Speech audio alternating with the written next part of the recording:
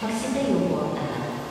Manalangin kayo mga kapatid upang ang pagkakain natin ay kalugdan ng Diyos ang magpapangyayinan. Tanggapin nawa ng Panginoon itong paghahangin sa iyong mga kamay, sa kapulitan niya at karangalan sa ating kapakinabangan at sa lubos ang gayang niyang galan.